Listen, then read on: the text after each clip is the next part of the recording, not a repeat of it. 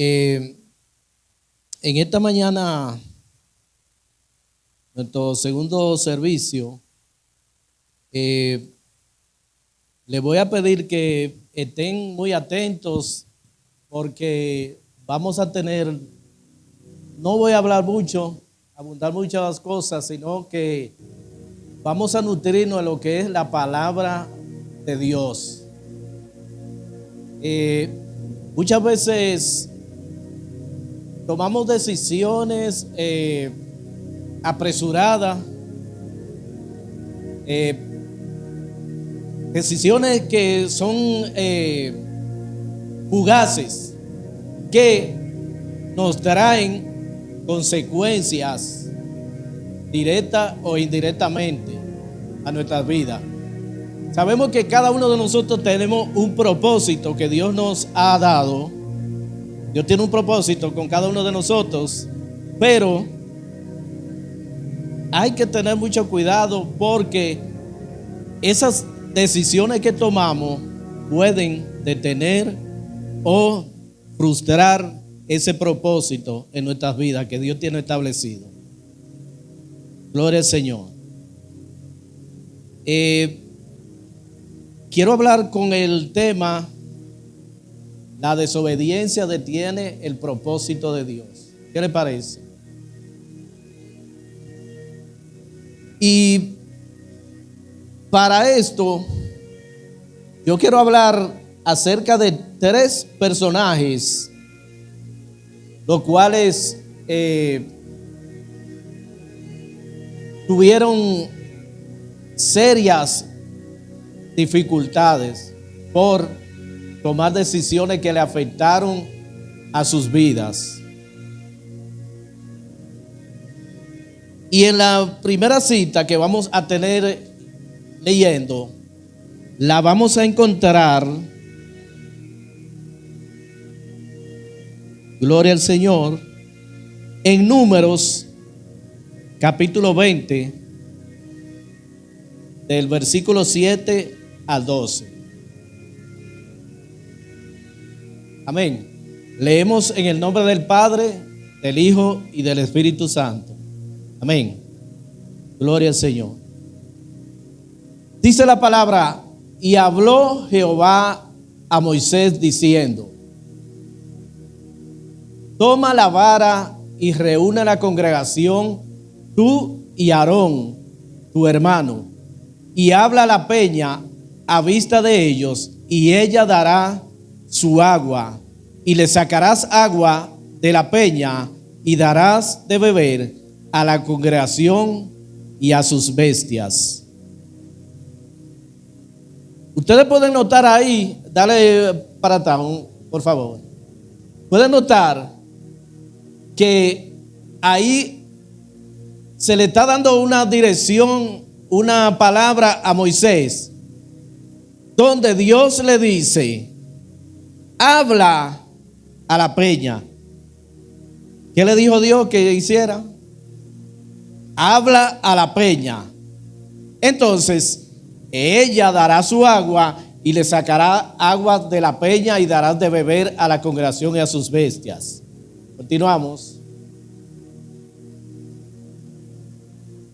Entonces Moisés tomó la vara delante de Jehová como él le mandó. Hasta ahora va bien, ¿verdad? Tomó la vara y siguió la dirección que Dios le había dado. Y reunió Moisés y Aarón a la congregación delante de la peña y les dijo: oíd ahora palabra, oíd ahora, rebeldes, ¿os hemos de hacer salir aguas de esta peña? Fíjense que Moisés como que se le fue la guagua ahí, como en un algo popular por ahí. Miren que dice: oíd ahora, rebelde, os hemos, Aarón y yo, hemos de sacar aguas, hacer salir aguas de esta peña. No está diciendo Dios va a sacar agua de esa peña, sino os hemos hacer salir aguas de esta peña. Entonces alzó Moisés su mano y golpeó la peña con su vara 2 veces, y salieron muchas aguas, y bebió la congregación y sus bestias. Mire, la palabra que Dios le había dado a Moisés era que hablara a la peña, y de ella iban a brotar agua para que bebieran el pueblo y los animales. Pero Moisés, al golpear la peña, no una, sino 2 veces, estaba desobedeciendo lo que Dios le había ordenado. Vemos que la dirección de Dios fue: habla a la peña. Él estaba desobedeciendo el mandamiento directo de Dios, y de esta manera, de esta forma, al él hacer esto, estaba deshonrando a Dios. En presencia del pueblo estaba deshonrando a Dios. ¿Por qué?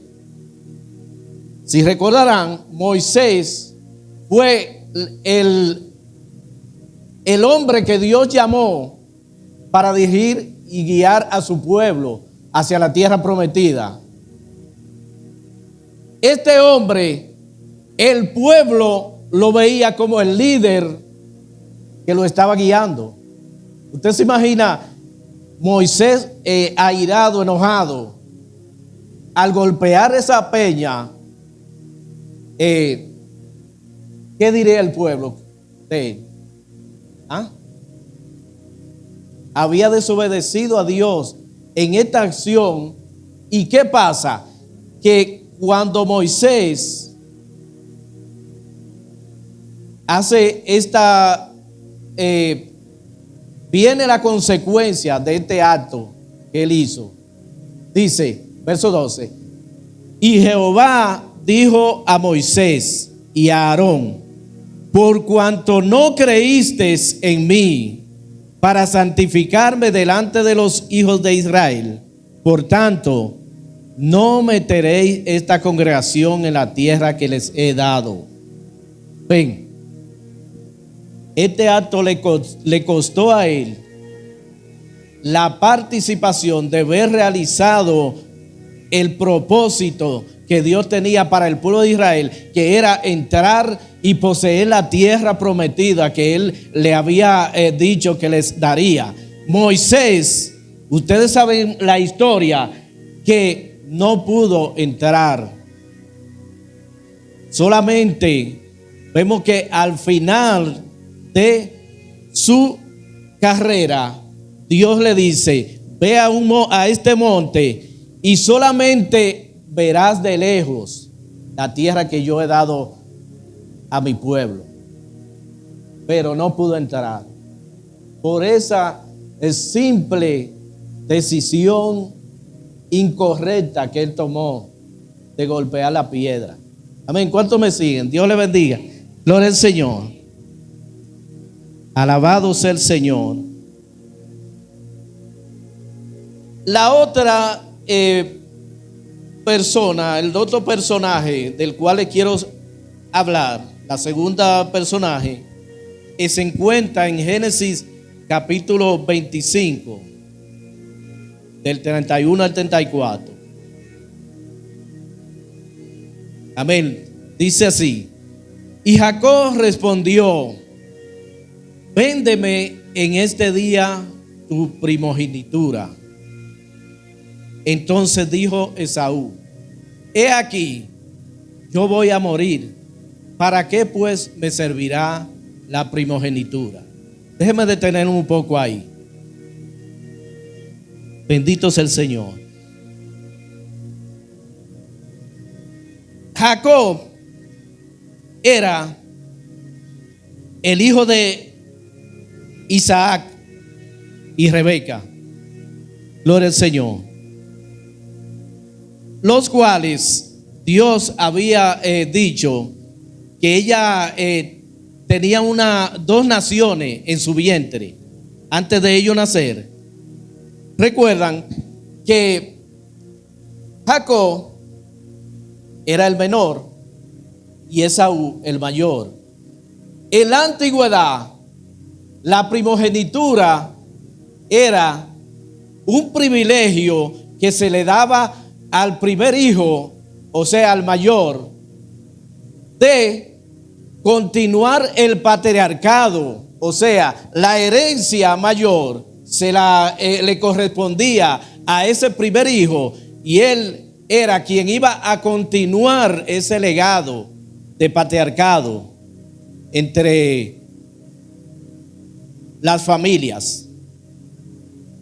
La primogenitura era algo muy relevante e importante, pero vemos aquí que Jacob le dice a Esaú: véndeme tu primogenitura. ¿Por qué le dice véndeme tu progenitura? Esaú había estado en el campo y llegó cansado y con hambre, y Jacob estaba cocinando un guisado, un caldo, y al Esaú llegar con hambre, Jacob le dice: véndeme tu primogenitura y te daré de mi guiso. Entonces Esaú le dice: ¿qué va? Yo me voy a morir. ¿Para qué pues me sirve o para qué me servirá la primogenitura? Total, tómala, está bien, te la doy. Verso 33. Y dijo Jacob: ok, júramelo en este día. Y él le juró y vendió a Jacob su primogenitura. Entonces Jacob dio a Esaú pan del guisado y de las lentejas, y él comió y bebió, y se levantó y se fue. Así menospreció la primogenitura. Ven que Esaú, aquí al hacer esto, estaba poniendo en poco lo que era este hecho relevante para su vida, y que al final, a la larga, le iba a traer consecuencias. Él menospreció aquel hecho de ser el primer hijo que iba a tomar la doble bendición de su padre. Él demostró desprecio hacia las bendiciones espirituales que recibiría si mantenía su primogenitura. Pero él entregó los beneficios permanentes por el placer de la comida. Actuó por impulso, sin considerar las consecuencias a largo plazo de lo que él hacía. Cuando él dice: total, ¿para qué me va a servir esto?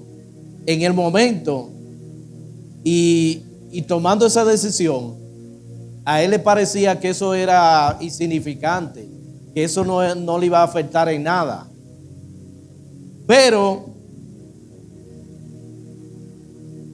si nosotros vamos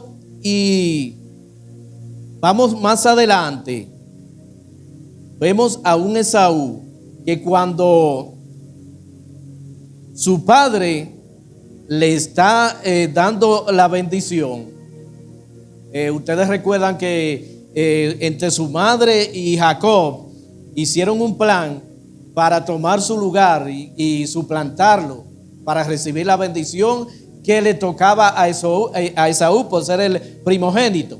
Pero Jacob fue quien la recibió. Dice la Biblia que cuando Esaú llega donde su padre y le dice: padre, aquí estoy, te he traído un guisado, dame mi bendición. el padre le dice: pero ¿y quién fue que vino antes de ti? Ya yo le di la bendición y lo bendije y será bendito. Hablando de Jacob, quien lo había suplantado. Dice la Biblia que Esaú lloró amargamente y le dijo: Padre, bendíceme también a mí. Pero ¿qué pasa? Ya para lo que quedaba para él era una insignificante bendición. Él le dice: solamente tengo una bendición para ti, y es que tú servirás a tu hermano. Mientras que su hermano Jacob iba a ser quien iba a ser el patriarca de toda aquella nación de Israel, él, Esaú, solamente se conformaría con ser el siervo quien iba a trabajar para su hermano en el futuro. Amén. Dios le bendiga. Bendito sea el Señor. Esta simple decisión que tomó Esaú le costó y le trajo consecuencia de perder todo el derecho de ser quien adquiriera las bendiciones primeras de su padre. Amén. Gloria a Dios. Alabado sea el nombre del Señor.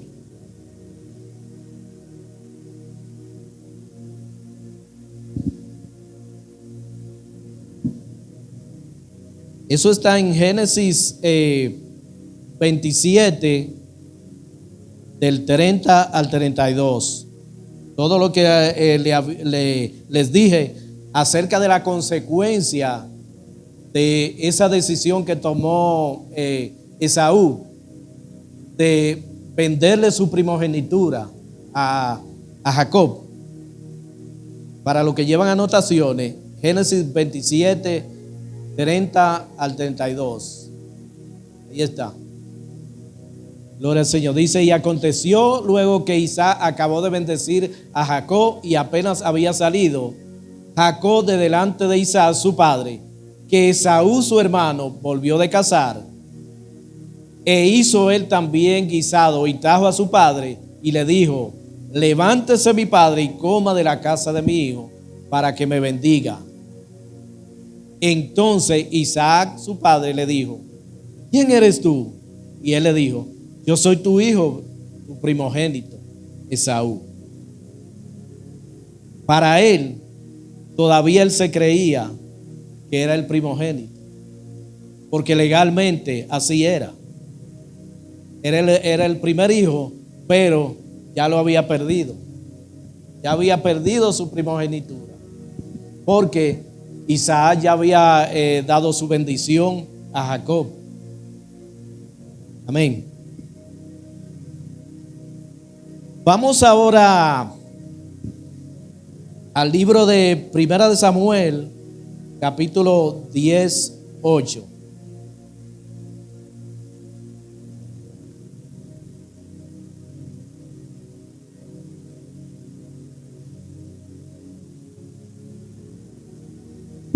Dice: luego bajarás delante de mí a Gilgal, entonces descenderé yo a ti para ofrecer holocaustos y sacrificar ofrenda de paz. Espera 7 días hasta que yo venga a ti y te enseñe lo que has de hacer. Aquí está hablando la Biblia acerca de, hablando Samuel a Saúl, cuando el pueblo de Israel vio que las demás naciones, cuando iban a la guerra, ellos siempre observaban que iba un rey delante del ejército, quien los defendía, los guiaba y los resguardaba de las naciones que hacían guerra contra ellos. El pueblo de Israel, sabemos que Dios era su rey. ¿Qué pasa? Que se le ocurrió a ellos y hablaron con Samuel y le dijeron que querían un rey. A lo cual a Dios no le agradó aquella petición del pueblo. Aunque Dios sí le había prometido en el futuro de que ellos iban a tener un rey quien los gobernara. Pero se apresuró el pueblo y le pidieron un rey, el cual vemos aquí que escogen a Saúl, y en el primer discurso de Samuel, él le dice, antes de ser ungido como rey, le dice: luego bajarás delante de mí a Gilgal, entonces descenderé yo a ti para ofrecer holocausto y sacrificar ofrendas de paz. Se preparaban para una batalla, y primero, antes de ellos ir a la guerra, tenían que hacer un sacrificio a Dios para que Él los dirigiera y les diera la victoria. Aquí dice la palabra que Samuel le dice: yo voy a descender a ti y voy a sacrificar ofrenda de paz. Samuel era un sacerdote y le dice: espera 7 días hasta que yo venga a ti y te enseñe, te diga lo que debes hacer. ¿Cuántos días le dijo que esperara? 7, ¿verdad? Bien. Nos vamos al capítulo 13, verso 8 al 14. Aquí dice la palabra: y él, ¿quién? Saúl, el rey. Y él esperó 7 días conforme al plazo que Samuel le había dicho. Ahí va muy bien. Esperó 7 días, pero Samuel no venía y el pueblo se le desertaba. Al transcurrir aquellos 7 días que Samuel le había dicho que esperara, empezaron la gente, el pueblo, a irse a sus casas. Continuamos. Versículo 9. Entonces dijo Saúl, traedme holocausto y ofrenda de paz, y ofreció el sacrificio, el holocausto. Primer error que cometió Saúl. Quien estaba capacitado y podía hacer estas ofrendas, quien le correspondía como sacerdote elevar ofrendas y holocaustos de paz a Dios, era el sacerdote. Por eso Samuel le dijo: espera 7 días hasta que yo venga. Pero al él ver que el pueblo se desesperaba, dice que ofreció el holocausto. Verso 10. Y cuando él acababa de ofrecer el holocausto, he aquí que Samuel venía, y Saúl salió a recibirle para saludarle. ¿Qué cosa, Pasaron los 7 días, y después dice la Biblia que cuando él hizo el sacrificio, ahí llegaba Samuel en ese mismo momento. Entonces Samuel dijo: ¿qué has hecho? Y Saúl respondió: porque vi que el pueblo se me desertaba, se me estaba yendo, y que tú no venías dentro del plazo señalado, y que los filisteos estaban reunidos en Misma. Me dije: ahora descenderán los filisteos contra mí a Gilgal, y yo no he implorado el favor de Dios, de Jehová. Me esforcé pues y ofrecí holocausto. Ahí vemos a un Saúl excusándose con excusas baratas, cuando él dice: yo me esforcé, puse de mi parte y ofrecí el holocausto, pero a él no le pertenecía hacer eso. Me dije ahora, pues ofrecí el holocausto. Continuamos. Verso 3. Entonces Samuel dijo a Saúl: locamente has hecho. No guardaste el mandamiento de Jehová tu Dios, que él te había ordenado. Pues ahora Jehová hubiera confirmado tu reino sobre Israel para siempre. O sea, si tú hubieses esperado los 7 días que yo te dije que esperara, Dios te había establecido en tu reino para siempre. Pero tomaste una decisión alocadamente. Tomaste una decisión apresurada. Hiciste algo que no te correspondía. Y no guardaste el mandamiento de Jehová. Mas ahora tu reino no será duradero.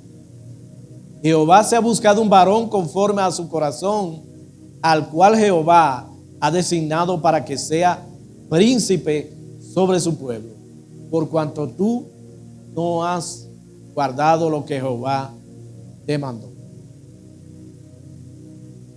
Bendito sea el Señor.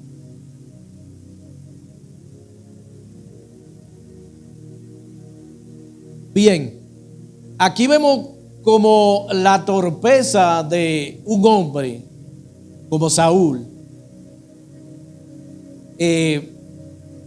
Vemos que él desobedece lo que Dios a través de Samuel le había direccionado, le había dicho que hiciera.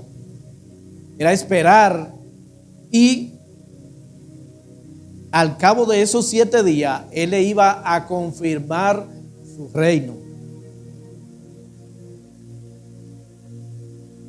Al principio le decía que muchas veces tomamos decisiones que afectan nuestra vida directa o indirectamente. Y esas decisiones que tomamos muchas veces nos traen consecuencias, incluso para el propósito de Dios. Usted dice, o nos preguntaríamos: ¿y por qué yo no veo realizado lo que Dios ya me ha dicho que haría conmigo? ¿Por qué el propósito de Dios no se ha cumplido en mí? Y es ahí donde debemos ponernos a pensar: ¿qué hemos hecho? ¿Cuáles decisiones hemos tomado apresuradas que nos han entorpecido, que nos han detenido ese propósito en nuestras vidas?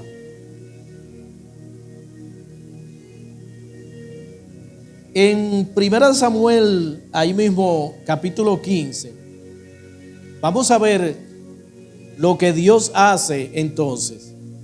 Ya vemos que, se me está acabando el tiempo, pero vamos a ver si puedo concluir esto. Vemos que, comete ese error Samuel, pero aquí vemos a Dios dando una segunda oportunidad para que se reivindique. Y dice, vino palabra de Jehová a Samuel diciendo, sigue. No, perdón, esa no es la cita. Primera de Samuel 15:10. 15:10. Verso 11. Me pesa haber puesto por rey a Saúl, porque se ha vuelto en pos de mí y no ha cumplido mis palabras. Y se apesadumbró Samuel y clamó toda aquella noche. Miren, esto es el resultado de una orden que Dios le había dado a Saúl. Vemos que la primera vez él desobedece una orden también de esperar 7 días. Aquí Dios le mandó a destruir un pueblo, Amalek, y que destruyera todo. Y vemos que Saúl, perdonó al rey de aquella nación y los animales también lo perdonó. Por eso dice aquí, me pesa haber puesto por rey a Saúl. Y le dolió, se apesadumbró Dios de haber puesto a Saúl por rey, porque no había hecho lo que él le había encomendado. La misión que él le encargó no la había cumplido. Continuamos. Madrugó luego Samuel para ir a encontrar a Saúl por la mañana, y fue dado aviso a Samuel diciendo, Saúl ha venido a Carmel, y aquí se levantó un monumento y dio la vuelta y pasó adelante y descendió a Gilgal. Aquí vemos, si usted más adelante sigue leyendo, vemos como Saúl empieza a excusarse de lo que había hecho. No, porque el pueblo fue que tomó el botín y no quisieron matarlo. No, porque yo perdoné la vida al rey de Amalek. En fin, buscando excusa que de nada le valían, porque la orden era directa y clara, exterminar a aquel pueblo que estaba cargado de idolatría y de malas influencias. Para concluir, ya en Eclesiastés 5, versos 4 al 7, vamos a ver qué dice. Cuando a Dios haces promesa, no tardes en cumplirla, porque Él no se complace en lo insensato. Cumple lo que prometes. Verso 6. Mejor es que no prometas y que no prometa y no que prometas y no cumplas.